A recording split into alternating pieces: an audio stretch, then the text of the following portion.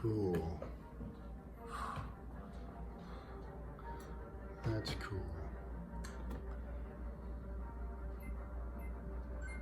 I like future high-tech cool stuff.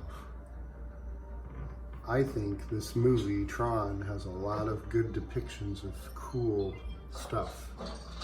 Cool, highly protected bank vault door style server rooms and businesses.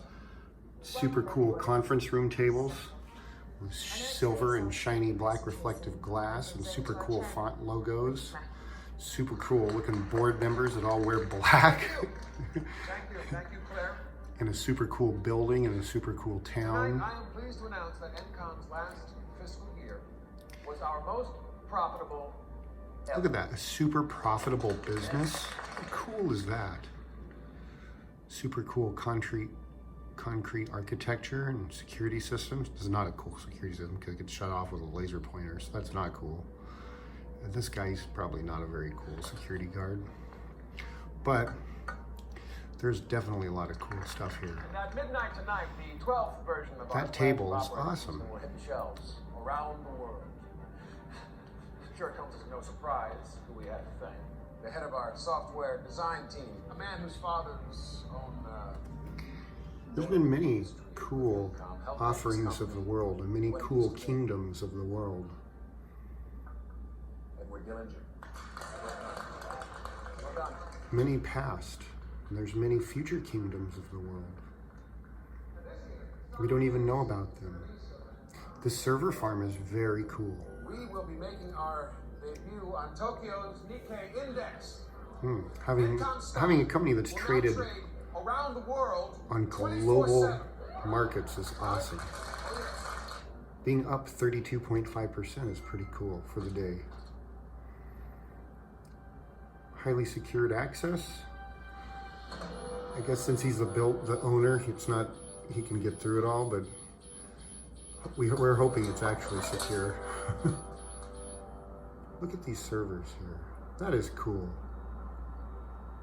Excuse me. If I could have all that, that'd be pretty cool. Alan, given the prices we charge to students, schools,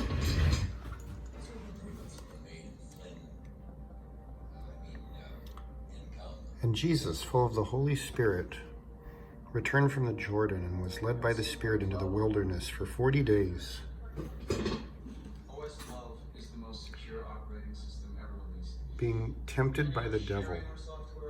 And he ate nothing for those days. And when they were ended, he was hungry. So he was weak. He was hungry.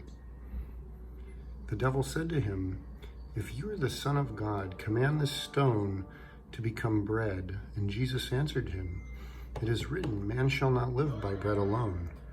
And the devil showed him all of the kingdoms of the world in a moment of time. I think that includes future kingdoms we don't even know about. Future,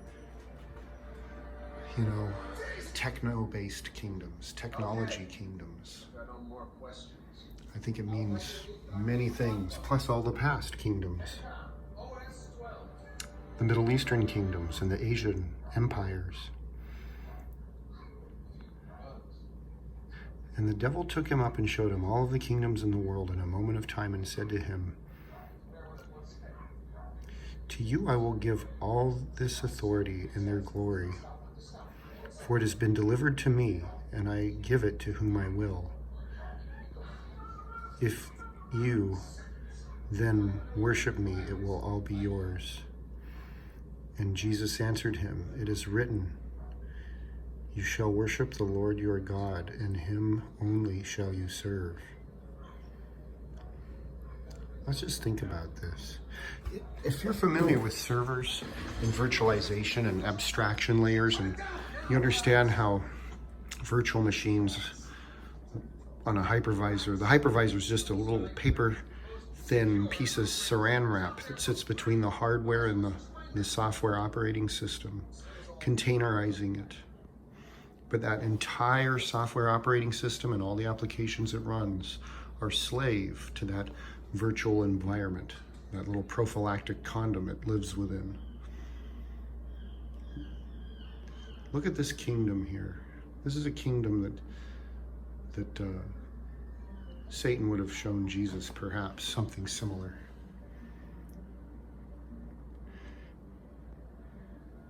There's great power. There's great architecture and beautiful seductiveness to the kingdoms of the world. But I want people to take a minute to think about where is the devil in this? He's in between. He's trying to be in between man and God. He's trying to be an abstraction layer. He's trying to place himself as a recipient of worship. Satan has this stuff. Satan has this stuff. To you I will give the authority and their glory, for it has been delivered to me, and I give it to whom I will. So Satan has been the recipient of something.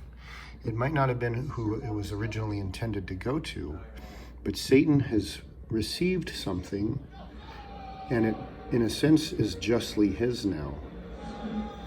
And Satan has the power to give it to whom he wills.